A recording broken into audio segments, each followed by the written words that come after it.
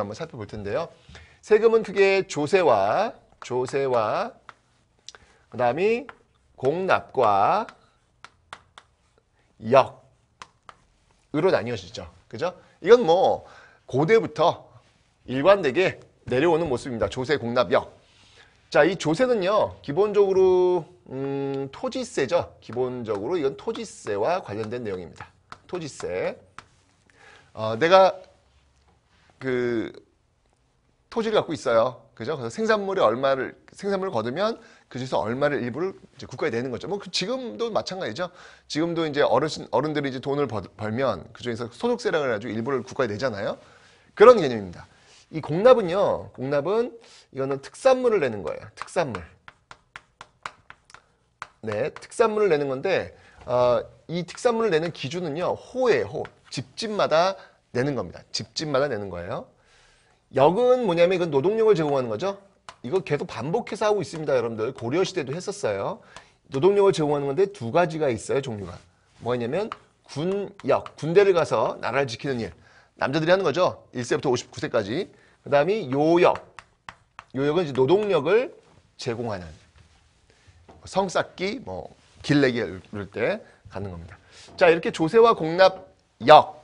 이러한 세금 제도가 있는데 이게 이제 어떻게 변천되는지 이제 그 내용들을 한번 살펴보도록 하겠습니다. 자, 먼저 이 토지세를 그러면 어떻게 부과할 것인가에 대해서 규정된 법이 있어요. 그 법을 뭐라고 하냐면 조선시대는 과전법이라고 합니다. 왜 고려시대는 여러분들 이런 어떤 세금 걷는 어떤 그런 규정들 각 시대별로 있잖아요. 조선시대는 뭐라고 했냐면 이거를 과전법, 토지세와 관련된 법조항을 우리는 뭐라고 하냐면 과전법이라고 했습니다. 과전법. 자, 이 과전법이 있었는데 여러분 기억나시죠? 이 과전법은 어떤 거예요? 왜 고려 말 신진사대부의 경제 기반을 강화시키기 위해서 권문세조의 대농장 이런 것들을 쫙 국가가 다시 딱 정리를 하잖아요. 그게 바로 과전법이죠. 이걸 통해 가지고 위화도획은 정치적으로 또는 과전법 경제적으로 해가지고 신진사대부의 어떤 정치 경제 기반을 강화했다라는 거 배우셨잖아요. 그죠? 자, 이 과전법은요, 맨 처음에 거둘 때는요, 약 한 1결당 약 한 30두 정도. 네. 1결당 약 한 30두 정도를 걷도록 했습니다. 1결이라고 하면은 일반적으로 한 3,000평 정도. 자, 그런데 3,000평이라고 하면 여러분들 학교 한 운동장 정도의 크기라고 보시면 돼요. 예, 거기서 나온 생산량의 한 30두를 내도록 되어 있다. 쌀 한 가마, 쌀 두 가마, 이런 어떤 그 단위가 되겠죠. 자, 그런 것들을 이제 내도록 되어 있습니다. 그런데 맨 처음에 이제 이렇게 정해졌는데요. 요게 이제 시간이 가면서 세종 때가 되면요, 뭘로 바뀌냐면 공법이라고 바뀝니다. 공법. 자, 이 공법이라고 하는 것은 전분 6등법, 연분 9등법이라고도 합니다. 일단 이 공법 하에서는요, 세금을 어떻게 내냐면 1결당 4에서 약 한 20두 정도? 네. 4에서 한 20두 정도. 이렇게 내도록 되어 있어요. 4에서 한 20두 정도. 기준은 뭐냐면요, 전분 6등법과 연분 9등법, 전분 6등법과 연분 9등법에 의해서 이 전분 6등법이라고 하는 건 뭐냐면 토지를 나눈다는 얘기죠. 6개 등급으로. 그래서 이거는 뭐냐면 토지의 비옥도예요. 토지의 비옥도를 따져가지고 걷는 것이고, 연분 9등법이라고 하는 거면 그 해의 기후 조건 이런 것들에 의해 가지고 풍흉, 그 해가 굉장히 농사짓기 좋은 시기였다, 아니었다, 이런 거 있잖아요. 그런 풍흉의 기준에 의해 가지고 나누는 겁니다. 요 공법은 세종 때, 전분 6등법, 연분 9등법은 세종 때 시행되었던 그런 법안이 되겠습니다. 자, 그렇게 해서 이렇게 토지세와 관련된 세금 규정, 토지세와 관련된 세금 규정을 만들어 놓았습니다. 그런데 이 공법이요, 조금 복잡해요. 네, 토지 비옥도 따져야죠. 그의 풍융 따져야죠. 각각의 지역마다 걷는 게 다르니까 굉장히 복잡해요. 그래서 여러분 여기까지 한 15세기 모습이라면 여기가 16세기라고 보세요. 제가 라인을 그어놨죠? 16세기라고 보시면 되는데, 이게 16세기로 오면요, 그냥 최저세율, 최저세율을요. 최저세율 관행적으로 최저세율을 걷는 그런 모습들. 그러니까 여기서 좀 최저세율이라고 하는 것은 뭐 4두나 5두나 6두 뭐 이렇게 나오겠죠. 그러니까 제일 적게 걷는 방식으로 해서 세금을 좀 거두어 드리고 있는 방법을 지금 채택하고 있더라라는 거. 이게 흐름이에요. 아하, 조선 전기 세금을 그 토지에서 나오는 생산량의 일부를 걷는 기준은 이런 방법에 의해서 걷어졌군. 지금은 여러분들 왜 그 소득에 따라 가지고 그 뭐 어떨 때는 뭐 12% 뛰기도 하고, 전체 소득이 12% 뛰기도 하고, 어떨 때는 20% 뛰기도 하고, 더 돈을 많이 버는 사람들은 뭐 38% 뛰기도 하고, 이렇게 뛰잖아요. 그죠? 그 기준이에요. 그 기준. 지금과 똑같아요. 자, 이런 어떤 그 방법들에 의해 가지고, 토지세를 지금 걷어들이고 있었다라는 거 기억하시면 되겠습니다. 세금 거두는 방법을 지금 우리는 공부하고 있는 거예요. 자, 그런데, 공납으로 넘어가기 전에 과전법 이야기를 하나만 좀 더 할게요. 이 과전법 체제 하에서는요, 세금을 거두는 법뿐만 있는 게 아니라 여러분들 기억나시죠? 왜 그 관리들이 국가를 위해서 일을 했을 때 그에 대한 대가를 받잖아요. 공무원들 월급 받듯이 그죠? 국가를 위해서 이제 돈을 받아야 되는데 옛날에는 그걸 뭐라 그랬죠? 수조권이다 라고 제가 설명드렸습니다. 그죠? 그 토지에서 나오는 세금을 거두어 드릴 수 있는 권리. 자, 그 수조권에 관련된 조항도 이 과전법에 들어가 있어요. 그러니까 이 과전법은 굉장히 여러 가지 경제적인 관련, 경제 관련해서 토지세 규정도 들어가 있고 수조권 규정도 들어가 있고 그렇다는 이야기죠. 수조권은 뭐냐면 토지세는 그 토지에서 나오는 생산량의 일부를 얼마만큼 세금으로 내느냐에 대한 규정이고 수조권은 뭐냐면 그 토지에서 나오는 세금을 누가 국가를 위해서 일해서 그 대가로 가져갔느냐에 대한 규정. 그죠? 공무원 월급 규정이 들어가 있다는 얘기, 과전법에. 이 과전법 안에는 세금 걷어들이는 규정도 있고 공무원 월급 얼마를 줄 거냐에 대한 규정도 들어가 있다는 얘기예요. 그 당시 공무원들이 주는 그 기준이 말하는 수조권이니까 그 수조권에 대한 기준을 한번 놓고 한번 볼게요. 자, 이렇게 해서 지금 과전법이 있는데요. 자, 이 과전법은 어떻게 들어가는지 한번 보겠습니다. 자, 요거는 지금 수조권에 관련된 규정입니다. 네, 수조권과 관련된 규정이에요. 공무원 월급 기준을 보는 거예요. 자, 이 공무원 월급 기준은요. 자, 먼저 과전법 규정은 어떻게 되어 있냐면 이렇게 되어 있어요. 과전법 규정은 이렇게 되어 있습니다. 어떻게 되어 있냐면 먼저 누구한테 주느냐? 월급을 국가를 위해서 일하는 사람들 누구한테 주느냐? 먼저 전직과 이건 좀 중요합니다. 전직과 현직 모두에게 줍니다. 네, 전직과 현직 모두에게 줍니다. 어느 지역을 대상으로 하냐면요. 경기도를 대상으로 해서 토지를 지급합니다. 그리고요. 이 수조권에 대한 거니까 이 과전법 체제에서 이 공무원들이 받는 그 토지, 물론 그 토지의 소유권을 주는 건 아닙니다. 그 토지에서 세금을 거둘 수 있는 권리를 준다고 그랬어요. 여러분들 고대 노급도 마찬가지고 관료전도 마찬가지고 고려 전시과도 마찬가지예요. 이름만 다를 뿐이에요. 수조권을 받아들이고 있잖아요. 그죠? 그런데 세습이 돼야 안 돼요. 세습 안 돼요. 원칙적으로 이 수조권에 관련된 거기 때문에 이것은 세습이 될 수가 없습니다. 그죠? 세습 불가예요. 그런데 이 과전법 하에서는요. 세습은 안 되지만 원칙적으로 안 되지만 되도록 하는 방법이 있었어요. 그게 뭐였냐면 바로 수신전과 수신전. 수신전이라고 하는 건 뭐냐면 지켜라 이거죠. 믿음을 지켜라 이거죠. 그러니까 과부한테 주는 거예요. 그 다음이 휼양전. 휼양전. 국률이 여기서 양육한다는 거예요. 이건 뭐냐면 부모가 다 죽었을 경우 즉 고아들에게 주는 거예요. 휼양전. 그러니까 양반들은 토지가 세습되지 않지만 이렇게 자신의 부인이라든지 자신의 자식들한테 일부를 세습하는 그런 모습들이 지금 남아있다. 여기 과전법의 특징이다 라고 볼 수 있는 것이죠. 자, 그런데 여러분 한번 생각을 해보세요. 시간이 지나갑니다. 시간이 지나가면 어떤 일이 벌어질 것 같아요? 그러니까 생각을 해야지 여러분들. 그냥 외우려고 하지 말고요. 자꾸 생각을 하세요. 자, 시간이 지나가. 이 과전법이 운영이 되면 어떤 일이 벌어질까요?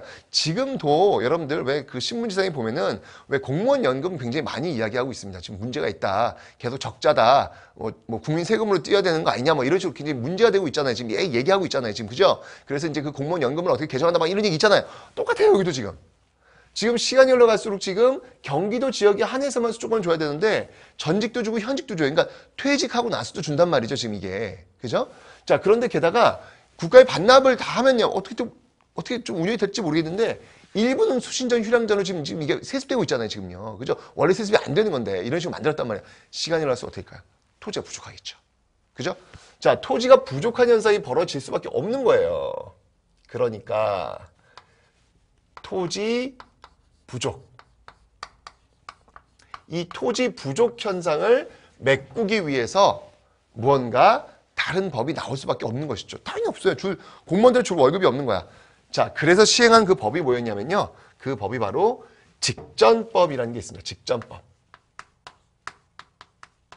직전법. 자, 이 직전법은요. 누가 시행을 했냐면 요거는 세조 때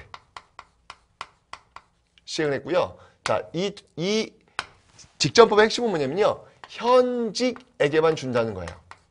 그렇게 토지가 없으니까 당연하겠죠. 그죠? 그리고 수신전과 휴양전 있죠? 수신전과 휴양전을 없애는 겁니다. 이건 지극히 여러분들 상식이잖아. 땅이 없으니까 현직한테만 주는 거고 수신전과 휴양전은 지급하지 않는 방식. 외울 필요가 없어요, 여러분들. 이걸 자꾸 외우려고 하면 한도 끝도 없어요. 이해를 하세요, 이해를. 어차피 사람 사는 거 비슷하고 어떤 문제가 생겼을 때 그거 해결하려는 모습 비슷한 거예요, 여러분들. 자, 그래서 이 직전법을 시행을 합니다. 직전법을 시행하는데, 자, 이러면 또 어떤 문제가 발생하는지 알아요, 여러분들? 이러면 어떤 문제가 발생하냐면, 공무원들이 지금 퇴직하고 나서 지금 연금을 못 받는 거 아닙니까, 지금. 그죠? 그럼 공무원들은 어떤 방법을 쓸 거냐? 이 당시 공무원들은 현직에 있을 때 확실히 챙겨놓는 방법밖에 없는 거예요, 지금요. 퇴직하고 나서 없으니까. 그죠? 그러다 보니까 농민들에 대한 수탈이 굉장히 심해집니다. 그러니까 농민들이 이제 무너지기 시작하는 거예요. 이러면 안 될 거 아니야. 자, 그러면서 시행한 게 있어요. 자, 이 문제를 해결하기 위해서 시행한 것. 자, 그게 뭐였냐면요. 예, 바로 관수관급제라는 겁니다. 자, 관수관급제라고 하는 건 뭐냐면요. 국가에서 지금 이게 어떤 상황이 벌어지는 거냐면 현직에 있는 이 관료들이 말이죠. 수조권을요. 가졌잖아요. 지금 그 토지에서 나오는 세금을 가져간단 말이에요. 월급이니까 이게 연봉이니까 가져간단 말이에요. 가져갈 때 힘이 있으니까 양반들이 권력이 있을 거 아니에요. 더 많이 가져가려고 막 뜯어가는 거야. 뜯어가니까 농민들이 너무 못 살겠다. 살려주세요 이런 거죠. 그래서 국가가 거기에 개입을 하는 거예요. 어떻게 하냐면 지금 이 관리들이 기층 농민들한테 막 뜯어가고 있죠. 지금요. 더 많이 뜯어가고 있죠. 그러니까 그 사이에 국가가 들어오는 거예요. 국가가 들어와서 농민들로부터 국가가 걷는 거예요. 옛날엔 관리가 걷다 보니까 문제가 발생했잖아요. 지금. 그죠? 관리가 더 많이 내. 안 내. 이게 진짜 이런 식으로 그걸 막기 위해서 국가가 개입을 하는 그 사이에. 그래서 국가가 정해진 액수를 걷어서 국가가 관리한테 지불해 주는 거예요. 국가가 농민들로부터 걷어서 국가가 관리한테 주는 거예요. 전달해 주는 역할을 하는 것이죠. 그러다 보면 이 관리가 농민들한테 과도한 수탈을 할 수가 없는 거잖아요. 국가가 그걸 걷고 있으니까. 그게 바로 관수광급제라는 거예요. 이해되시죠? 자, 이 관수광급제가 됐다는 얘기는 뭐냐면 국가가 농민들에 대한 통제력을 더욱더 강화시킨다는 얘기죠. 왜냐하면 이제까지 관리와 수조권을 갖고 있는 관리와 농민 간의 어떤 그런 관계에서 거기에 국가가 개입을 했으니까 국가가 농민들에 대한 통제력이 더욱더 강화되겠죠. 그죠? 그렇게 있다가 아예 16세기가 되면요. 16세기 되면요. 아예 이 직전법 제도를 폐지시켜버려요. 직전법, 이거 도저히 수조권 제도 이거는 운영하면 안 되겠다라고 해서 직전법 제도를 아예 폐지시켜버리고 있더라라는 겁니다. 자, 이 직전법 폐지가 되면서 오로지 녹봉. 네, 원래 이제 녹봉도 주고, 1년에 정기적으로 녹봉도 주고 수조권도 줬는데 이제 수조권은 이제 없애고요. 녹봉만 지급하는 거예요. 그래서 관리의 수조권은 이제 완전히 소멸됩니다. 관리의 수조권. 관리에 세금을 거둘 수 있는 권리죠. 예, 수조권은 이제 이 시대 16세기 이게 명종 때거든요. 완전히 소멸되고 있더라라는 거. 네, 그걸 여러분들이 기억을 좀 해놓으시면 되겠습니다. 요게 또 하나의 흐름이었습니다. 직접법. 여기가 이제 15세기의 모습이고요. 15세기의 모습이고요. 여기가 지금 16세기의 모습. 여기가 이제 조선 후기의 모습. 조선 후기의 모습. 자, 이렇게 나누시면 되겠네요. 요 빨간 라인은 뭘까요? 그러면 요거는 양란이 되겠네요. 그죠? 양란 기점을 해서 이런 식으로 바뀌어 나가고 있더라라는 거 기억하시면 되겠습니다. 자, 어쨌든 여러분들 이제 아셨죠? 예, 토지세 과정법에는 이제 이런 그 규정들이 있네요. 수조권에 대한 규정도 있고 세금을 거둘 수 있는 그런 규정도 있고 자, 이런 어떤 방식들을 여러분 이해하시면 되겠습니다. 됐죠? 자, 이제 공납입니다. 특산물을 어떻게 거뒀느냐? 집집마다 거뒀다라고 했잖아요. 그런데 요게요. 시간이 흘러가면서 여기 좀 문제가 발생해요. 16세기로 가면 어떤 문제가 발생하냐면요. 16세기로 가면 이 박납의 폐단이라는 게 벌어집니다. 박납의 폐단. 자, 박납의 폐단은 과연 또 뭘까요? 박납의 폐단. 이 방자는 뭐냐면 막을 방자예요. 납부하는 것을 막는다는 얘기죠. 뭐냐면 특산물을 지금 내야 되는데 그걸 지금 막고 있다는 얘기거든요. 이게 무슨 말이냐면 여러분들 아무래도 이 특산물을 내는 것은요. 정기적으로 매년 내야 되기 때문에 굉장히 어려워요. 예를 들면 뭐 제주도에서 그 특산물이 귤이야. 근데 귤이 올해 500개를 내야 되는데 비바람이 많이 차나요. 거기 제주도는요. 바람 많이 불어가지고 다 떨어졌어. 그럼 500개 못 낼 수도 있잖아요. 그럼에도 불구하고 500개를 내라고 자꾸 추궁할 거 아니에요. 힘들단 말이에요. 그래서 항상 여러분들 내가 힘들 때는 힘든 일을 대신 서비스해주는 사람들이 등장을 하죠. 그죠? 뭐 해외에서 직접 구매? 직구라고 하나요? 네, 직구를 하고 싶은데 너무 복잡해. 그러면 또 직구를 해주는 대행의 업체가 생기듯이 이 당시도 마찬가지예요. 사람도 하는 거 다 똑같아요. 이 당시에도 이렇게 혼자 내는 게 이제 특산물 내는 게 불편하니까 특산물을 대행해주는, 대신 내주는, 돈만 내면 돼. 대신 내주는 그런 사람들이 등장하는데 그들은 뭐라고 하냐? 그걸 박납이라고 하는 거예요. 근데 문제는 뭐냐면 이 박납업자들 좀 더 편하게 해주려는 이 박납업자들이 누구랑 결탁하냐면요. 이 지방관을 결탁하는 거예요. 그래서 이 박납업자들이 지방관들한테 돈을 찔러주고요. 이 지방관들은 오로지 그 특정 박납업자들의 특산물만 받는 거죠. 가격이 어떨까요? 비싸겠죠. 이런 식으로 해가지고 지금 문제점이 발생하는 거예요. 16세기 기억해 놓으시면 되겠습니다. 그 다음에 역을 한번 볼게요. 역은요. 1392년 조선이 건국되죠. 임진왜란 몇 년에 벌어진지 아세요? 1592년 벌어져요. 즉 200년이란 시간 뒤에 임진왜란이 벌어지는데 문제는 뭐냐면 1392년 나라가 세워지고 1592년 임진왜란이 터질 때까지 큰 전쟁이 없어요. 예, 이 조선이 좀 어떻게 보면 특징이라고 볼 수 있는데 큰 전쟁이 없어요. 자, 그러다 보니까 시간이 흘러가면서 어떻게 일이 벌어지냐면 이 군역이 말이죠. 군역이 시간이 흘러가면 흘러갈수록 군역의 요역화 현상이 벌어집니다. 여기 좀 가면 갈수록 시간이 흘러가면 흘러갈수록 네, 군역의 요역화 현상, 군역의 요역화 현상이 벌어져요. 선생님 이게 무슨 말인가요? 네. 그러니까 용어는 좀 어렵죠? 근데 여러분들 내가 늘 얘기하잖아요. 역사는요. 지금 우리가 벌어지고 있는 시기가 똑같아. 요즘 여러분들 지하철 가시면은 왜 공익요원들 계시잖아요. 그죠? 공익요원들 계시죠? 그분들 원래 뭘 하셔야 되는 분들이에요. 원래는 남자니까, 그죠? 남자니까, 젊은 남자니까 군대를 가셔야 되는 거예요. 전방에 가셔가지고 나라 지키셔야 되는 건데, 물론 이제 이것도 이제 군인의 일이죠. 그런데 지금 그런 것들 중에서 이제 뭐 어떤 신체적으로나 어떤 그 상황, 이유가 있으신 분들은 직접 전방에 나가서 국가를 지키는 것 말고 대민 봉사, 대민 서비스, 그죠? 공익요원이라든지 이런 것들을 지금 하고 계시잖아요. 군역의 요역화예요. 지금 그런 모습들이. 6.25 전쟁 벌어지고 나서 현역이 굉장히 많았는데 그 현역의 군대 현역 인원들이 점점 줄고 있잖아요. 대신 줄인 그 인원을 대민 봉사에 지금 쓰고 있죠. 심지어는 학교에 여러분들 뭐 조교식으로 해서 파견되기도 해요. 요즘은요. 군역의 요역화 현상이에요. 똑같이 이때 벌어지는 거야. 전쟁 터진 다음에 시간이 흘러가서 전쟁이 별로 이제 없어지면 이런 일이 벌어지겠죠. 그러다가 군대가 이게 요역이 좀 힘들어요. 예, 그러니까 사람들이 빠지는 거예요. 뭘 내고 빠지냐면 자, 이런 방법을 씁니다.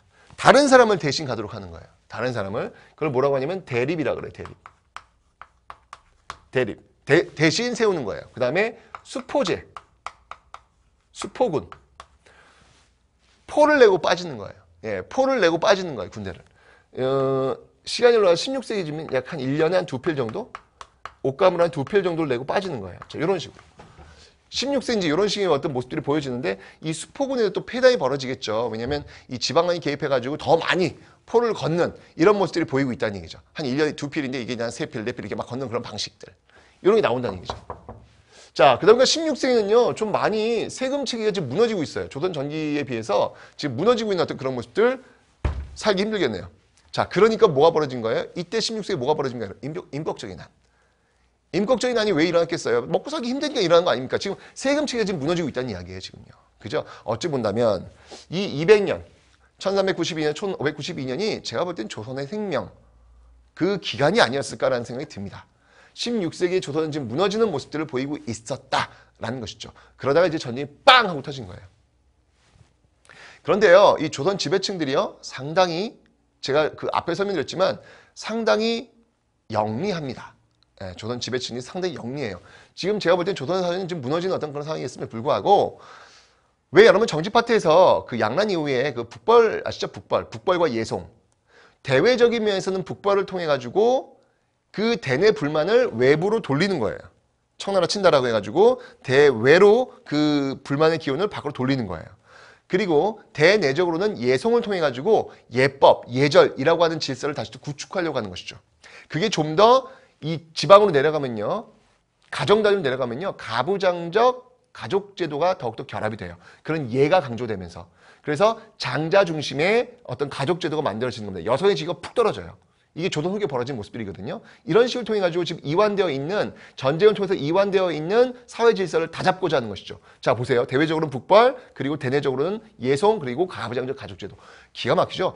그런데 문제는 뭐냐면 이렇게 정부가 이 지배층들이 이 백성들에게 어떤 압박과 긴장만 준 게 아니라는 거예요.